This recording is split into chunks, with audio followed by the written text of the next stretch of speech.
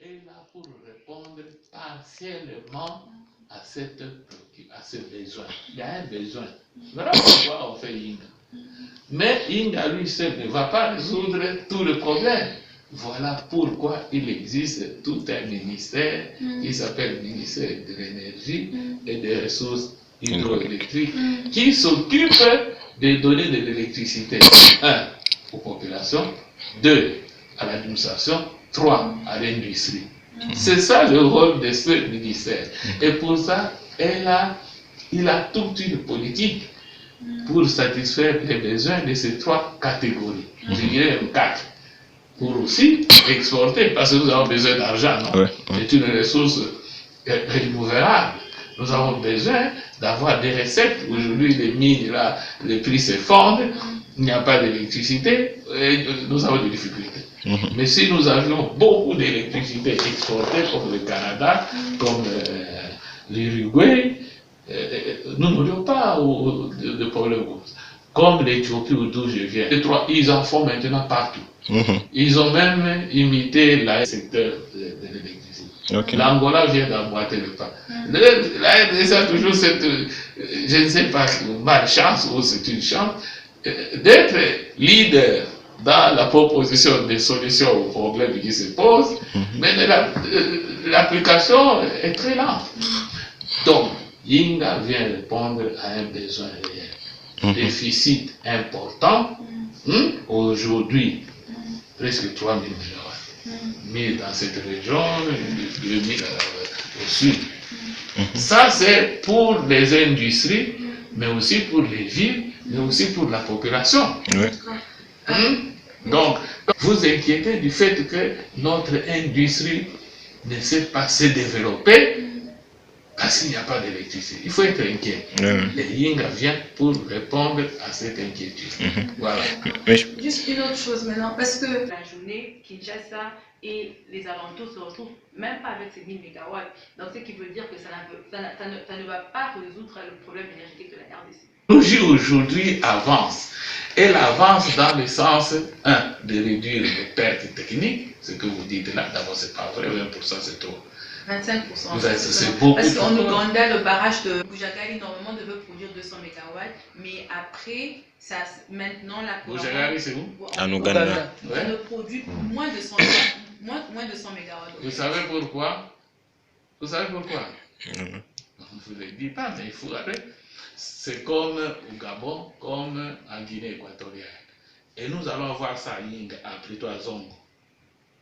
Parce que on a prévu, par exemple, de Zongo, 150 MW. Mais c'est en période de crue. Mais lorsqu'il y a une sévère saison sèche, l'eau diminue. Qu'est-ce qui va arriver? Ce ne sont pas des pertes, ce sont des conséquences de l'évolution climatique. Voilà. Donc ça veut dire que ça va aussi affecter Inga 3 et que Inga 3, il se peut que ces 1000 MW reviennent à peut-être 600, ça dépend de quelle Non, ça sera différent parce que l'eau du fleuve est suffisamment abondante pour que les dispositions vont être prises de sorte que s'il y a baisse de production due à des crues, que ça ne soit pas qu'elle n'ait pas une conséquence trop élevée. C'est ça la différence avec le fleuve Congo. Un débit régulier de 42 000 mètres cubes par seconde.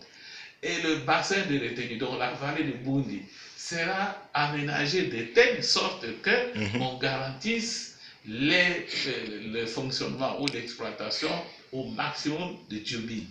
C'est ça la différence. Donc, ce sont des questions techniques. C'est pour ça que nous travaillons avec des cabinets les meilleurs du monde dans cette matière. ICOM, EDF, Tractebel et d'autres vont encore venir pour que, sur le plan technique, nous ayons moins de conséquences négatives possibles, moins de pertes techniques possibles. Quand il y aura sécheresse au nord, au sud, il y aura la pluie. Nous devons plutôt multiplier les barrages. Nous devons les multiplier pour équilibrer les besoins, la satisfaction des besoins au moment où il y a des crues au nord et au sud, que nous ayons des barrages qui produisent plus. Et nous avons d'autres sources qu'il faut exploiter, les sources solaires, thermiques, gazières, tout ça, et pétrolières. L'énergie des gaz, je ne sais pas si vous avez suivi hier une émission sur Inga, c'est un barrage, c'est un projet congolais, c'est un site congolais. Il faut penser en congolais. En tant que congolais, nous n'avons pas d'autre solution de l'exploiter. Et la ville de Kinshasa, du Bas-Congo et du Katanga, c'est la seule solution pour le moment. La meilleure solution pour le compte, c'est la décentralisation en fait. Chaque province, par exemple du cas de Inga, Inga 1 n'était pas une mauvaise idée, même à l'époque de Mobutu, parce que Inga 1 était normalement censé distribuer l'électricité juste simplement à la région de Kinshasa et du Bas-Congo. Maintenant, Inga 2, ça c'était autre chose pour aller jusqu'au Katanga. Donc, parce qu'il y a tellement de sites et la décentralisation. Les parts sont à l'arrivée, c'est toujours le cas de Bujaga. Le Bujaga, lui, avait commencé à 200 millions de dollars. Et plus tard, vers la fin, 1,3 milliard. Le projet a fini par coûter 1 milliard de dollars. Ouais. 1 milliard. Donc vous avec savez, Inga. Je vais vous dire pourquoi. Parce que dans la gestion du marché, il y a parfois des choses, des impondérables politiques que nous ne savons pas maîtriser. On ne peut pas accuser si l'évaluation de l'étude a été mal faite et si surtout la gestion de la mise en œuvre de ce projet n'est pas efficace, on peut arriver à cela. Mais ça, c'est le départ. Les barrages sont l'électricité hydroélectrique est à la fin la moins chère. La moins chère, parce qu'un barrage, ça dure un siècle. Hein? 50 ans. Comment? 50 ans. Oh, en fait, c'est le minimum. C'est le minimum. En Chine, il y a des barrages qui ont un siècle et demi. Parce qu'ils ont commencé depuis très longtemps. Aujourd'hui, nous avons Inga 2 et Inga 1. Ils ont plus de 50 ans. Mais qui n'opèrent presque, en fait. Ça, ce sont des machines, c'est autre chose. Il y a eu des erreurs de gestion, il y en a encore aujourd'hui. C'est une question de gestion, madame. Il faut avoir la culture d'entretien. Il y a des gens qui n'ont pas cette culture. Et nous, malheureusement, à un moment donné, on a manqué cette culture d'entretien. Donc, je voudrais que vous me confirmiez, que vous êtes préoccupé par le fait que la population, l'industrie, l'administration n'ont pas d'électricité. 2, et que vous êtes préoccupé par le fait que nous avons un potentiel important, mais qu'on ne l'exploite pas. 3, que la décision de construire Inga avec différentes phases est une décision salutaire pour répondre à ces besoins. Il ne fera que augmenter. Vous êtes convaincu de ça? Là, je ne suis pas pour ça, parce que en tant que Congolaise, le coût intérieur de Inga 3, c'est 12 milliards de dollars. C'est-à-dire prise d'eau, canal d'amener, barrage, et puis la centrale, les postes et les lignes, c'est 12 milliards. Dites-moi, vous, Congolais, êtes-vous capable de mobiliser ce montant? non.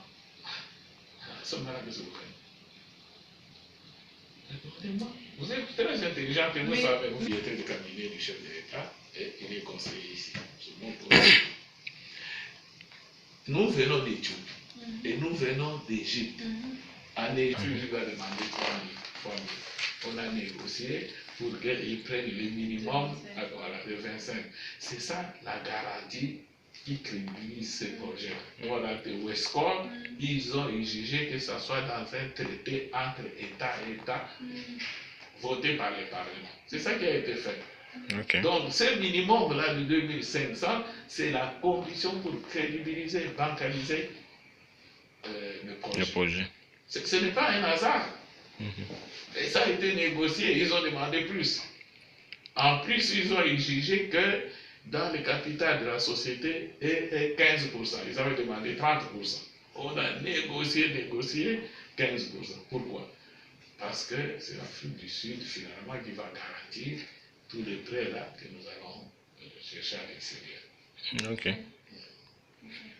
Sinon, on voulait aussi savoir l'état actuel du projet, Excellence. L'état actuel du projet, on est en train de préparer des dossiers techniques, des dossiers juridiques, des dossiers commerciaux, des dossiers financiers, qui sont en fait les études, pour arriver à 2 choses. La première chose, démarrer le projet le plus rapidement possible. La deuxième chose, choisir la société à qui nous allons accorder la concession. Voilà, le plus rapidement possible. Et vous pensez que le projet pourrait être lancé dans quelle D'après période? nos experts et d'après les deux candidats qui sont récents en liste, parce qu'ils sortent un à un, il reste les Chinois et les Espagnols, il est possible de commencer du moins avec les travaux de préparation, c'est-à-dire de construire le camp de vie, tout ça, en novembre-décembre 2016. 2016. Oui. Ok. La Banque mondiale vous a déjà dit qu'elle ne veut pas financer parce que nous sommes en train de chercher des solutions. C'est pour ça que le président de la République a pris le projet à son niveau. C'est pour qu'on trouve des solutions pour que cette étude se fasse. Oui. D'ailleurs, j'ai demandé aux ONG, pourquoi les ONG ne font pas cette étude ou ne financent pas cette étude? Vous savez, c'est pas poser les questions. Alors, Excellence, on voulait également savoir, parce qu'il y a de ceux qui pensent que depuis qu'ADP a été créé, l'information ne circule pas vraiment. Alors, qu'est-ce que vous pouvez dire par rapport à ça? Mais vous êtes là. J'ai été dans vos ateliers, c'est là 3 fois déjà. Une fois, on m'a invité, mais les 2 autres fois, je me suis invité moi-même. J'ai appris à la radio et je suis venu. L'information circule. Mais il est vrai que nous ne passons pas beaucoup à la télévision, parce que vous connaissez aussi la télévision, ça coûte de l'argent. Et notre budget est très faible, mais nous faisons un effort pour communiquer la preuve. On a déjà analysé la loi. Les traités, on avait prévu d'analyser aussi. On cherche le traité, mais on ne sait pas l'avoir. Après, il faut être là au moment où on fait. Vous devez avoir la classe. Mais quand vous avez ça, qu'est-ce que vous faites? Nous travaillons à la promotion. Au lieu d'attaquer, faites ça. Si, mais par exemple, par rapport à la loi, nous avons organisé plusieurs émissions, plusieurs activités pour divulguer la. Vous voyez, vous dites que l'information n'est pas là, alors que... Vous êtes formidable. Vous êtes formidable. Je ne suis pas formidable, c'est vous qui êtes formidable. Non, on aime votre ouverture. Oui. Vous êtes dispo pour parler de ça, tout ça. Et nous qui sommes sur le projet, il y a plus de 3 ans, on sait combien vous êtes, vous voulez vous exprimer sur ça. Je ne vais pas m'exprimer en réalité, mais je vais vous donner le maximum d'informations au peuple congolais. Je voudrais que les ONG congolaises, le peuple congolais, les institutions humaines et physiques congolaises s'approprient de ce projet. C'est bon le projet. Nous avons un projet. Excellence. Une autre question, c'est en rapport avec la CFI, le comité de facilitation des travaux dignes, où l'arrêté des membres a été signé pendant que vous étiez ministre. Alors, on va réactiver ça. Nous sommes en train de reprendre cette partie-là. Nous avons à peine 6 mois. Vous avez dit où est-ce qu'on en est avec l'ADP. Le président a signé l'ordonnance le 13 octobre créant l'ADP. Mais il faut un processus pour installer, administrativement, avoir du personnel, installer l'ADP physiquement, avoir des bureaux, installer l'ADP légalement, c'est-à-dire les textes de gestion, tout ça, gestion financière, tout ça. Nous sommes dans ce processus. Mais ADP est venu au moment où les activités sur ce projet-là étaient un peu au ralenti. Alors on a abordé les 2 fronts au même moment. Faire avancer le processus de préparation, le choix du concessionnaire, et faire avancer aussi le processus pour asseoir l'ADP et asseoir la loi Yinga. Nous venons de sortir un projet de loi Yinga, ça existait déjà, mais on l'a retravaillé. Et il est disponible maintenant, on ne peut pas encore vous le donner, parce que nos essences, nous avons des instances supérieures. Le cabinet du chef de l'État doit le regarder, les conseillers qui nous conseillent doivent le regarder, tout ça. Dès qu'il sera prêt, il doit aller à la commission de loi texte réglementaire, ensuite au Parlement. Toutes ces étapes-là, nous sommes en train d'y travailler. Alors, l'ADP est là, il fonctionne avec les moyens qu'il a, mais il fonctionne. Mais sinon, Excellence, par rapport à l'ADP, alors qu'est-ce que vous allez dire? Parce que la lettre de politique générale que le Premier ministre avait adressée à la Banque mondiale, il avait garanti la place de la société civile dans le conseil d'administration de l'ADP. On n'a pas encore créé Aujourd'hui, le service ici est au sein du cabinet du chef de l'État. Mais il y aura une société de Inga qui aura un conseil d'administration. C'est là où sera représentée la société civile, les entreprises, et tout, donc les clients et ceux qui vont gérer. Ok. C'est encore plus. Sinon, autre chose, je ne sais pas s'il y aura d'autres questions, mais sinon, en rapport avec Trois Gorges, on a appris qu'ils ont signé un contrat de travail avec la SNEL dans le cadre du projet Grand Inga. Est-ce que vous êtes allé à la SNEL? Si, on était en contact avec eux. Ils vous ont donné le texte. On n'a pas vu le texte, Ils on est ont fait aussi en train de... visiter toutes Non, les installations. c'est pas l'installation, vous allez voir. Donc, Vous avez appris qu'ils ont signé avec Trois Gorges. c'est ça la difficulté, on demande le document, mais on l'a pas, on ne sait pas l'avoir. Alors là, dans le cadre de ces contrats-là, on dit qu'ils signent un contrat dans le cadre du développement du projet Grand Inga, donc l'exploitation des 100 000 MW. Alors on voulait un peu bien se situer. Mais il faut demander à la SNEL. C'est vous le responsable de Inga, quand ils disent ils sont dans le contexte de Grand Inga. Nous n'étions pas associés à cela. Okay. Nous avons vu le texte. Ce n'est pas un contrat. C'est un protocole d'accord qui énonce les intentions. Les deux sociétés ont l'intention. Ce n'est pas juridiquement opposable ni à l'État, ni à SNEL, ni à Trois Gorges. Okay. Donc c'est un cadre d'intention. Sinon, ça n'engage pas, ça ne... Non, ça n'engage pas la vie. Alors, concernant les projets, vous avez dit que d'ici décembre, le projet pourra commencer selon les études et les estimations. Et vous pensez qu'aujourd'hui, nous sommes au mois d'avril, d'ici avril à décembre, pardon, et plutôt d'ici mai, parce qu'on est déjà au mois de mai, oui, d'ici mai à décembre, on pourra faire les études, les autres études complémentaires, notamment l'impact environnemental aussi, vous venez de... Est-ce que ce timing-là pourra permettre? Parce que il est prévu qu'avant le projet, il faudrait qu'on puisse avoir l'étude. C'est un choix à faire. Dans toutes choses, on définit, d'abord on fait l'état de... On a fait l'état de vie avec vous. Il y a des gens qui n'ont pas d'électricité, les industries n'en ont pas. On a fixé l'objectif, il faut donner, produire de l'électricité. Hein? Le programme du gouvernement parle de 20 000 MW à l'horizon 2035. Hein? Mais le gouvernement ici a fixé comme objectif de produire au moins 5 000 MW. Certainement, on ne va pas y arriver. Mais il y a des étapes. On produit 50, 20, 30, 5 000, et ainsi de suite. On avance. Et dans la lettre, vous avez parlé de la lettre de la politique. Oui. Si vous lisez cette lettre-là, vous allez voir dans la 3e page, il est dit que le Congo va fournir à la population congolaise par semaine 1000 MW. Va fournir. Ou seulement si c'est garanti. Même si ça sont garantis, ça va aller par étapes, même si ça. Mais je vais parler des périodes. L'échéance, c'est quand? Si vous avez lu cette lettre. 2016. Non, 2016 c'est le double. 2020. Hein? 2016, le doublement de l'accès du taux. Donc le 19% qu'il y avait. Voilà. On double à 38. C'est ça. Mais dans la lettre concernant Inga, il est dit qu'on fournit l'électricité en 2020 à la population congolaise, aux miniers du Katanga et à l'Afrique du Sud, en 2020. Vous avez compris? Et cette échéance est juridiquement nous engage, c'est un engagement.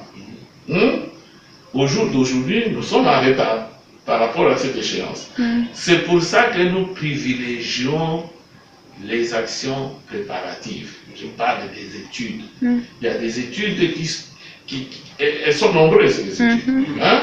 Plus ou moins 14. Il y en a 18. Même plus. Hein? Alors, on privilégie lesquels ont priorité par rapport aux autres pour nous permettre, nous, d'élaborer un dossier d'appel d'offres techniquement et financièrement défendable et juridiquement, et les candidats, eux aussi, préparer leur offre, qui soit crédible, qui soit fiable, qui soit la meilleure possible pour nous et pour eux.